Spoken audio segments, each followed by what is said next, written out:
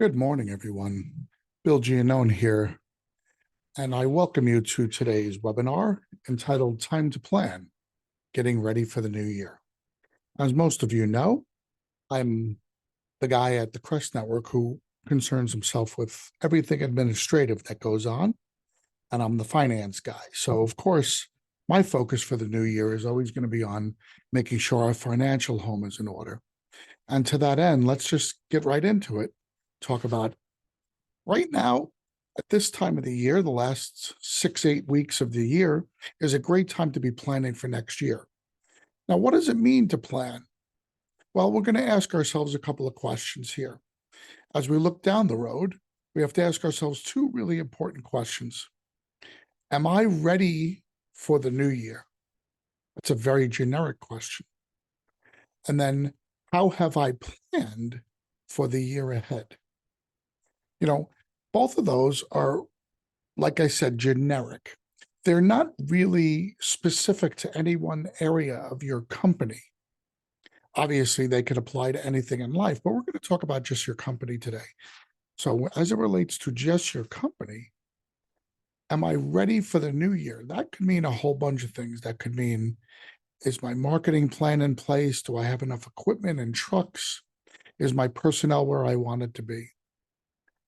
How have I planned for the year ahead? This is where it becomes really difficult because we all know those phrases, and we're going to go through them here, a few of them at least. Failing to plan equals planning to fail. Now, a lot of different people have been attributed this phrase, everyone from Winston Churchill to Ben Franklin, but it is an absolutely logical explanation and phrase and mantra for living, especially in your company. Failing to plan is planning to fail. You need to have a plan in your company. I don't care how big or small you are. You need to have some sort of plan, whether it's a financial plan, a strategic plan, an operational plan, a marketing plan. You probably need all of them, but we're just going to talk about the general idea of planning. This isn't something that a lot of restoration companies like to do because it's not something that restoration companies think they can do. The thing I hear from most of the different individuals that I work with and that I coach is how difficult it is to make a plan as a restoration company because you never know from one day to the next or one week to the next what your business is going to look like. I do agree that is a very difficult part of our industry. We don't have long-term contracts. Like even a carpet cleaner might be able to plan based on long-term contracts. In restoration, we can't get away with that. Completely understand. So we're going to make sure that as we move forward, we're going to understand the best ways to try to structure a plan for restoration. Another phrase that kind of correlates with the planning is a goal without a plan is just a wish. So if your goal next year is to go from $1.5 million of business to $2 million of business, but you don't have a plan to get there, you're just kind of wishing it. That is absolutely a very, very valid phrase. We're going to talk about the third phrase that makes perfect sense as it relates to all of these. Without a strategy, your efforts will have no foundation. So strategy are the actual steps you will take in developing your plan. Right? We start with a goal or a wish. We write it down so it's a plan, but we make sure we have a strategy to implement it because that strategy for implementation becomes our foundation. It gives our plan a much better chance of surviving. So we have to ask ourselves at this point, what is our plan? What do we plan to do to get ready for 2024? Well, like I said, I'm the support, the administrative, and the finance guy. So I'm going to make a suggestion right now that the single best thing you can do to prepare for 2024 is to create a budget. Now, budget has 6 letters in it, but for many of you, budget is a 4-letter word. It's a foreign object that many of you want to stay away from. It's very confusing to some, and it's very difficult for most people to be able to do correctly to use it as a tool. But if it's done correctly, you can create a budget that will give you a roadmap, a very clear roadmap for the year ahead. There's no science, there's no magic to it. It is pretty simple. When you look at this spreadsheet, I look at it and I understand it all. But when you look at it, it might be confusing. So if it's too confusing and too difficult, let's make this as simple as we can. Because if we make this really simple, then there's no excuse for all of you to be able to do it. When we think about a budget, and many of you have seen or heard webinars on me giving budget information before, but I'm going to just do this really simply so that there's no excuse for any of us moving into 2024. There are three basic parts to a budget. The first part of the budget has to deal with the income. So we call that the revenue section. Remember, revenue is the money that comes into the company. And we're going to go over each one of these sections in much, much greater detail so that we have a way not only to understand it, but also to plug in some numbers. The second part is what we call a cost of goods sold. Now, cost of goods sold means what does it cost us to actually provide the service or to create the product? The third piece of our puzzle involves our fixed costs.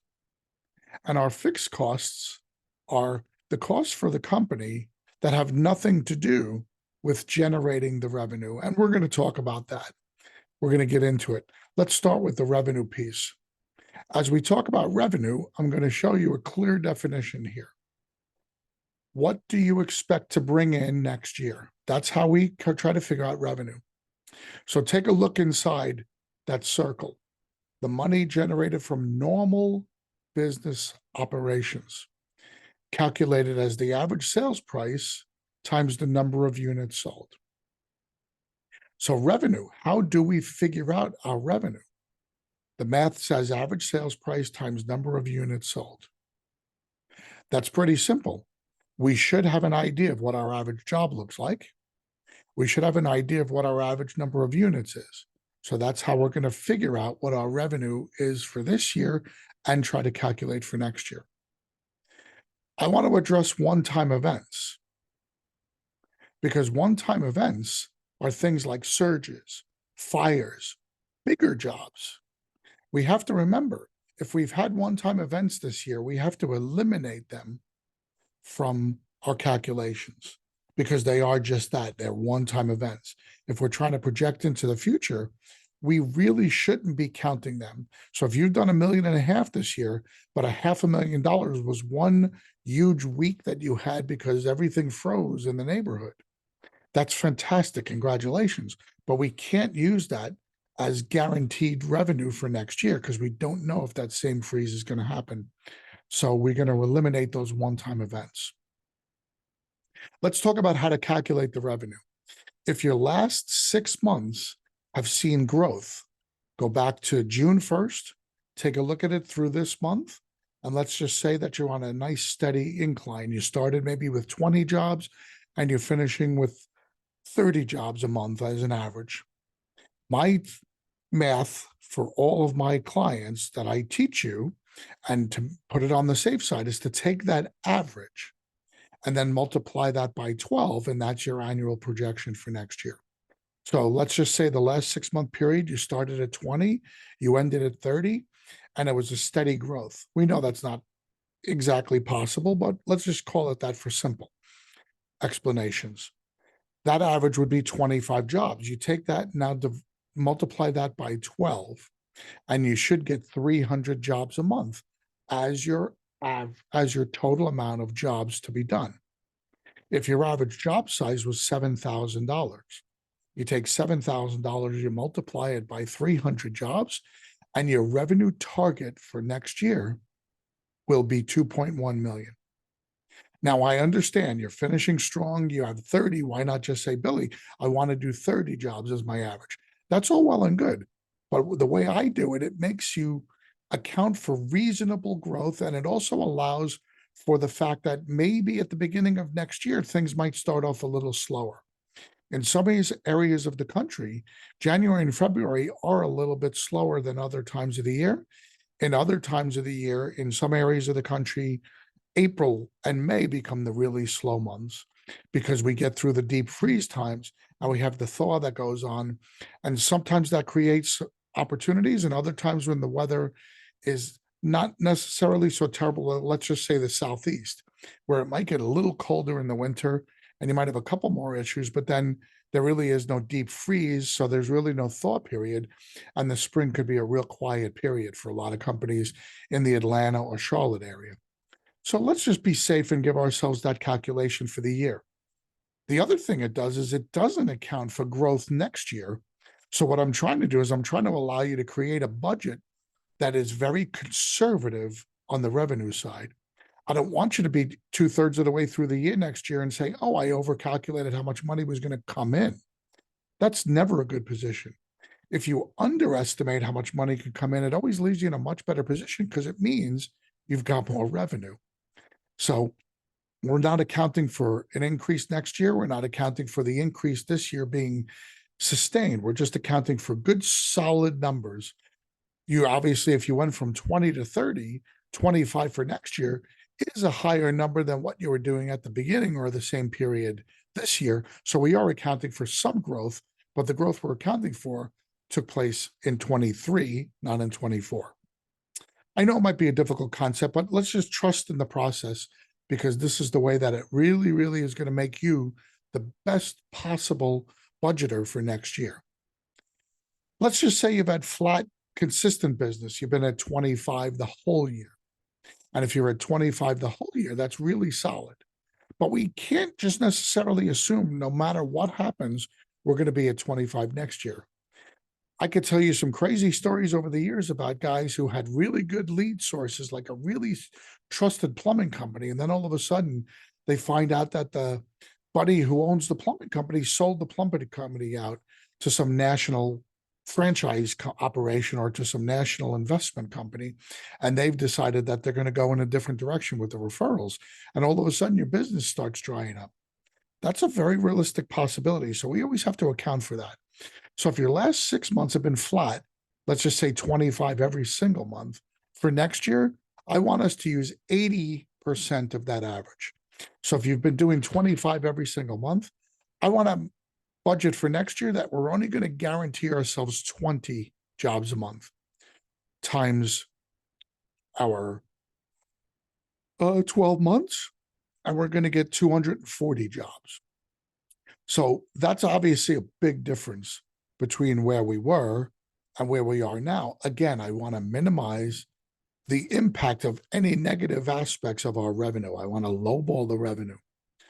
Finally, if our revenue has been going down the last 6 months, I want us to take the lowest month in that last 6 months.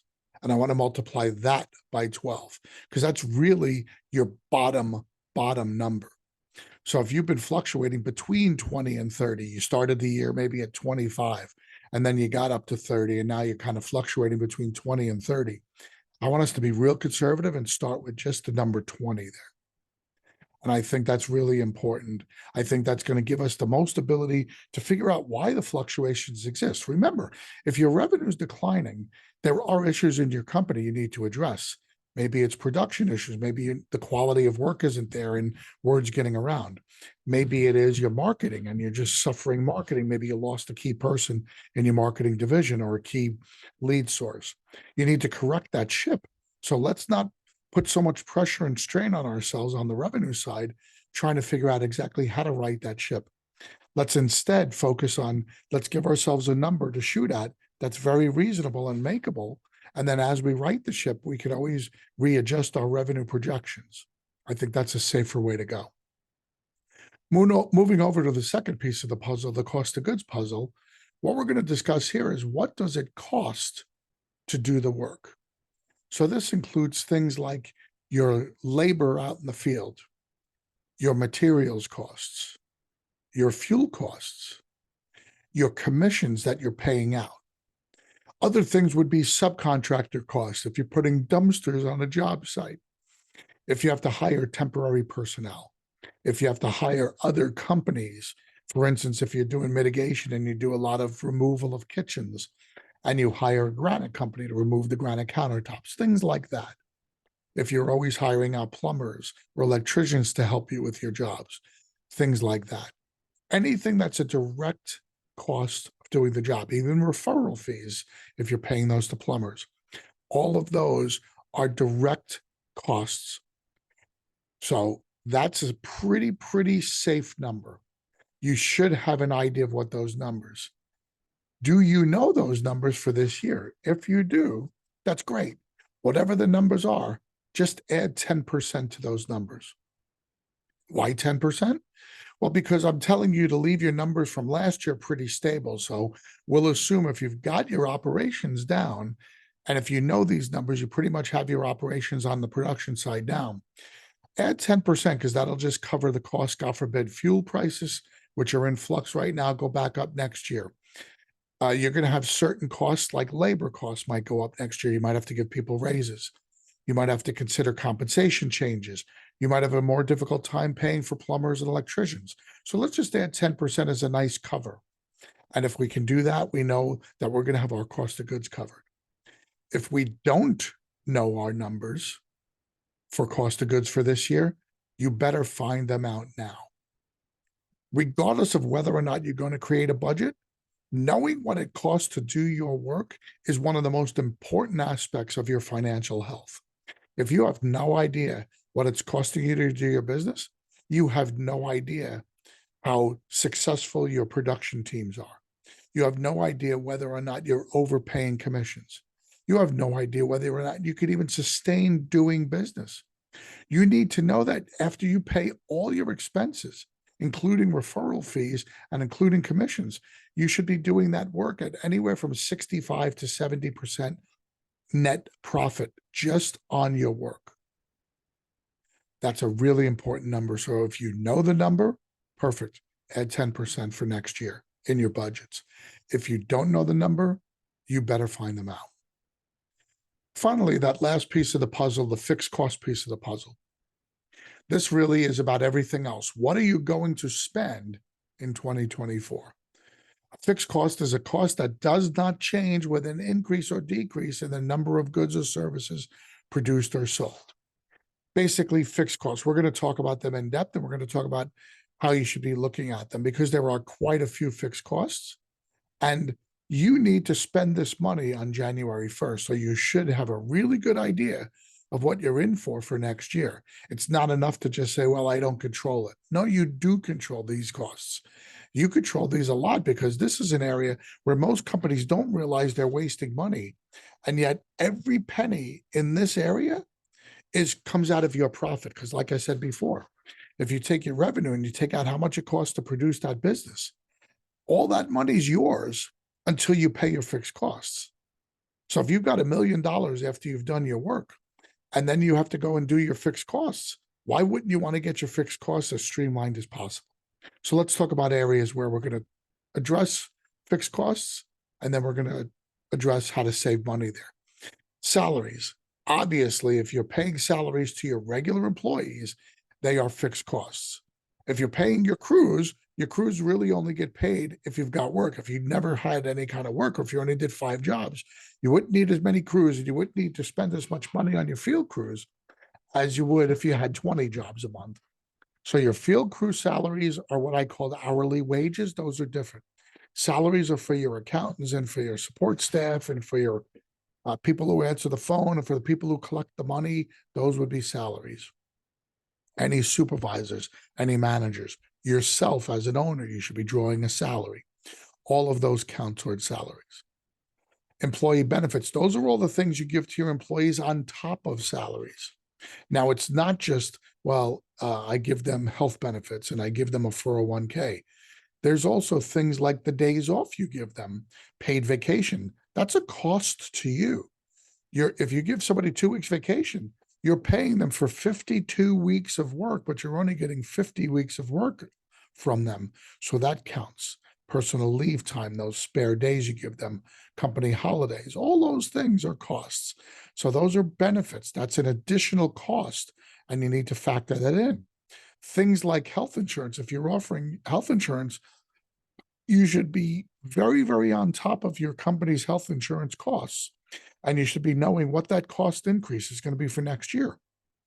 Over the last 10 years, the average health insurance increase from year to year is 15%. You need to know that. You need to make sure you're aware of that so that when you do your budget for next year, you don't just say, well, here's what I spent last year, plug in the same number. No, that number is going to go up. Rent, that's probably the single largest check you write out of any of your bills is the rent check. Your rent check has to be paid every month. Now, if you own your own building, that's fantastic. But if you do own your own building, little legal and personal piece of advice, that should probably not be owned by the company. It probably should be owned by either some sort of real estate investment trust or some or other sort of LLC. And your company should be paying rent to another LLC. It's just a layer of protection. God forbid somebody gets hurt inside your building, the company has less exposure that way. Anyway, paying rent is a big expense. And once again, rent goes up on an average of 3 to 4% every year as well. You should have an idea what that is. Going along with rent, you have utilities for the building that you're paying. Most commercial leases make you pay for all or most of your other utilities, water, electric, cable, any kind of things like that. So you need to make sure that those are in there. Are those rates going to go up? They usually don't climb as quickly or as aggressively as your insurance or your rent.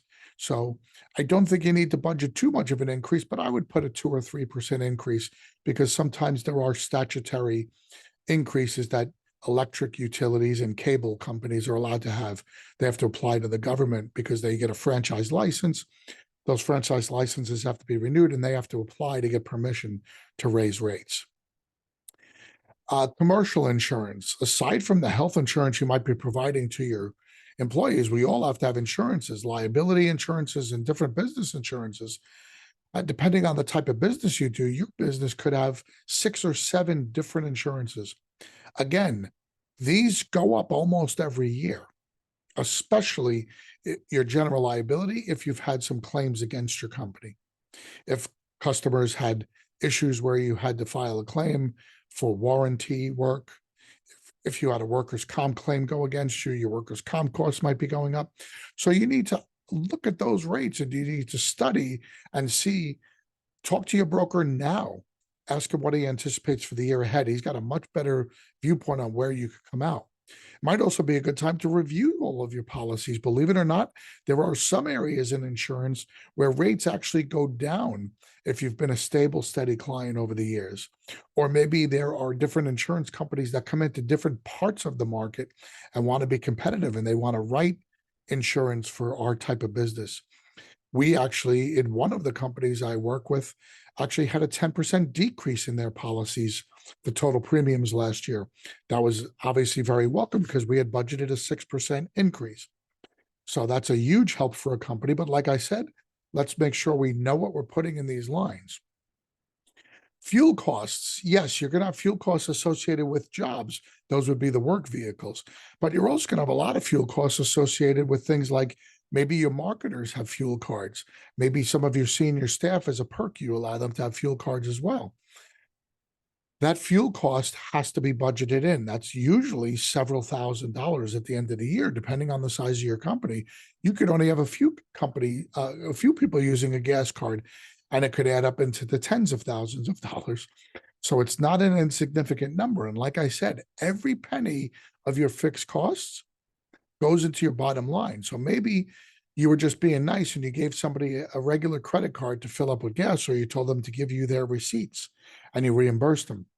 Maybe if you've got enough people in your company, it might be time to look into one of those services where you can get a corporate gas card. Yeah, you have to go through a credit check, and yeah, it might be a pain in the butt, but most of them, if you have a gas station right near you that you always use for the company fill-ups, most of them offer a 10-cent per gallon discount for the corporate cards. So that means every time you're filling up, you're going to save 10 cents a gallon. So let's use our simple math. If we're talking about $3 a gallon, which is probably close to the average in the area you're at, maybe a little lower, maybe a little higher, but let's just use $3. If $3 a gallon is the average and you save 10 cents, that's 3 1/3%. Doesn't sound like a lot, but that 3 1/3% goes right into your pocket. If you've got $1 million of expenses around all of your fixed costs and you're able to save 3.33%, that's $35,000 that you could put in your pocket. That's real money, guys. So it does count.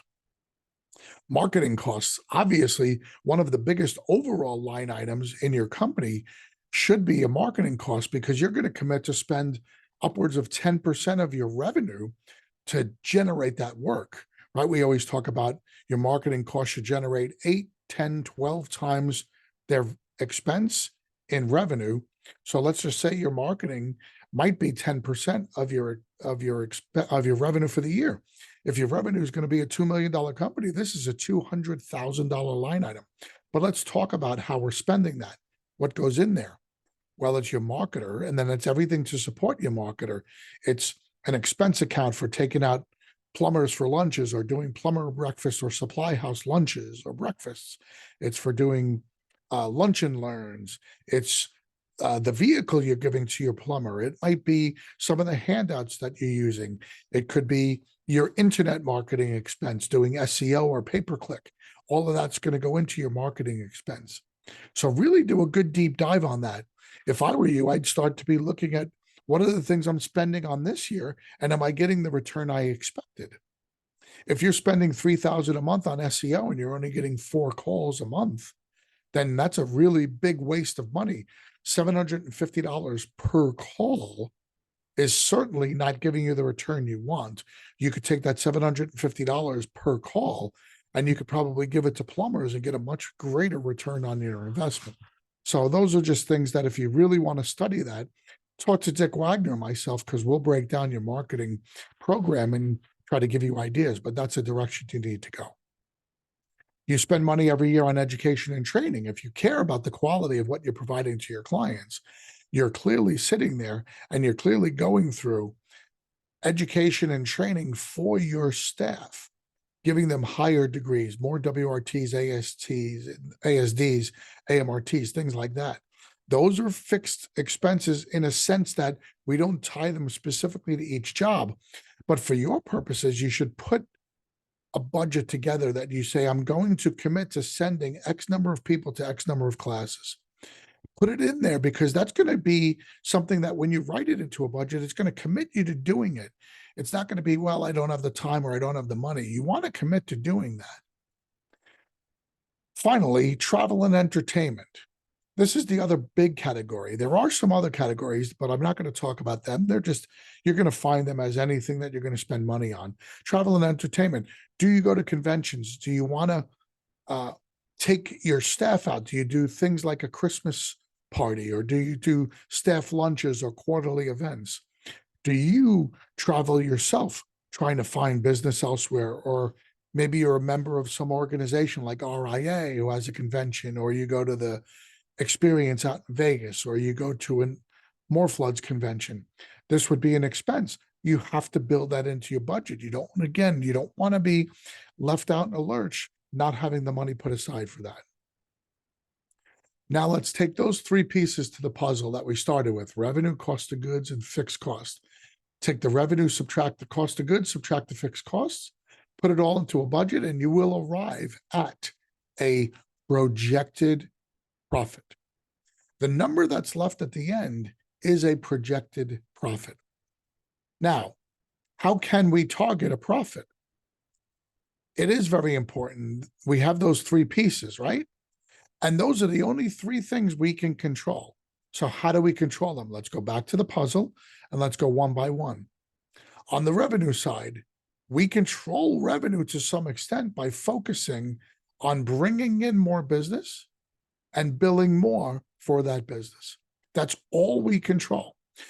How can we bring in more business? Obviously, it's our marketing plan. We have to develop and continue to grow our marketing plan. That's the only way to increase the number of jobs, right? What did we talk about before when we talk about revenue? It's the number of jobs times the average job size. So the second way we could do it is we can work on our billing.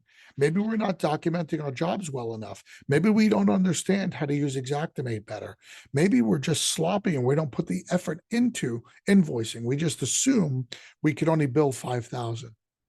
Well, the average job size in America for non-program work is 6,000, and I've got clients that are billing upwards of 10,000 a job. So yes, depending on where you are and depending on how you structure your company, there's a big difference between what you're charging now and what you could be charging. So focus on bringing in more business and billing more for it. Those are the only two areas that you can focus on to increase your revenue. That has to be a main focus because top line, I don't care how efficient you are, if you don't have enough money coming in to justify being in business, you shouldn't be in business. Sliding over to cost of goods, you could focus on executing your work more efficiently. I'm going to give you a little bit of an anecdotal story, but it does apply to everybody because this is true. When I started working with one particular company that I work with, it was about 8 years ago. So they are probably one of the longest existing clients of not just the CREST network, but of my own consulting. And I started in the industry about 14 years ago.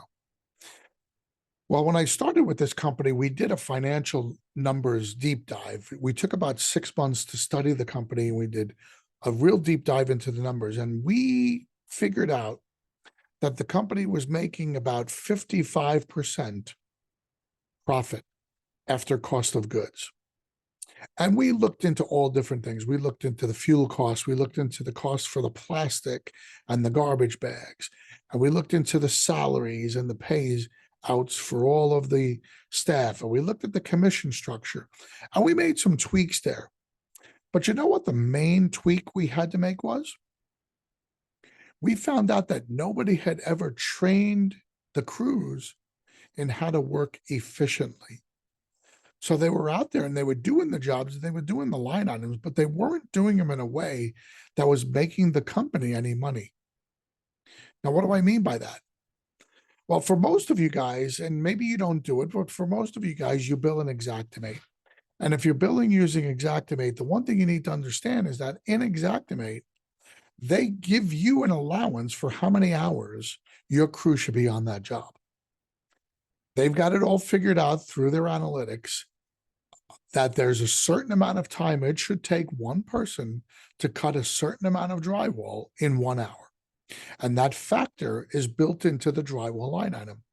Similarly, removing trim, doing any kind of cleaning line items, all of those things are factored in using a time frame. So that time frame is built into the line item. The only way to increase your dollar amount of profit is to make sure your guys are working at or faster than that built-in line item expectation. So what I did is I sat down and I took out the 30 or 40 line items that most water damage companies use as their mitigation line items. And I broke down for the crews exactly how much time we were going to get paid for them to do that job. And then we spent the next 6 months training, and we trained and we trained and we trained. And at the end of those 6 months, our guys were able to work on average twice as fast as the Xactimate line item. You know what happened with our profits? They went from 55% to 70%. And now, 7 years later, they're at 75%. And that's with us increasing the amount of commissions we're paying out and the amount of referrals we're paying out. After all of those expenses and salaries and plastic and fuel, we are now at 75% profit on our work because the guys work very efficiently. So now you tell me if it's worth studying that and taking a look at that. Finally, the fixed costs. You need to be able to streamline your support staff. Sometimes when companies start making money, the one mistake they make above all else is they run out there and they start hiring people in the office to help them out. Well, sometimes that becomes the biggest mistake because if you hire somebody to help you out in the office, it might be necessary. but it also might be a duplication of duties, and somebody else might be able to do that. Or if you've got two people in the office, they might be able to do the work instead of hiring a third. But remember, every time you hire somebody in the office, that's your profit you're giving up. So be very careful about expenditures on your staff in your office. That's usually the first place I look. Then when you go back and think about all the other things we talked about, your insurance, your rent, your utilities, we can be smart in those areas. And let's start looking at ways that we can slowly and gradually reduce the effect of those on our bottom line. There might be ways where we can look and price out insurance. I know we might have a guy that we like, but there's no harm in talking to somebody else and seeing if there's a way we can lower our insurance costs. It's really tough if you've got a lease to worry about lowering your rent costs, but you want to be able to maximize the square footage inside your office so that you're getting the best use out of it. If you're renting 10 to 12,000 square feet and you're only using a small fraction of that, maybe you should start looking at other areas of revenue. Maybe you can do some contents storage. Maybe you're not a full contents company, but instead of doing a pack out and sending it to a pod or sending it to a storage facility, maybe you bring it back to your warehouse and you're able to at least get a little more revenue. So it's not changing your fixed costs, but it's changing the way you use your fixed cost assets. Those are some things I want you to think about. It's really important for you guys to think about the three pieces: revenue, cost of goods, and fixed costs. And if you put as much effort into worrying about this budget as you do about worrying about the next job out in the field, the return that you're going to have is going to make each job in the field that much more profitable for you. Remember, there's only one way to do it. You have to plan ahead. I want to thank you very much for joining us today. I know that this is a very busy time of the year. We're all trying to scramble to get ready for the holidays. We're all trying to sit and make sure that we've got everything going on with our company in the right direction for the new year. And this is just one of the ways I wanted to make sure that we could all get together. Because if we can all get together and do it the right way, I think we can have a really, really good new year. So I appreciate the few minutes of your time today. I thank you. Remember, the CREST network has its own blog site now. They're called CRESTcasts.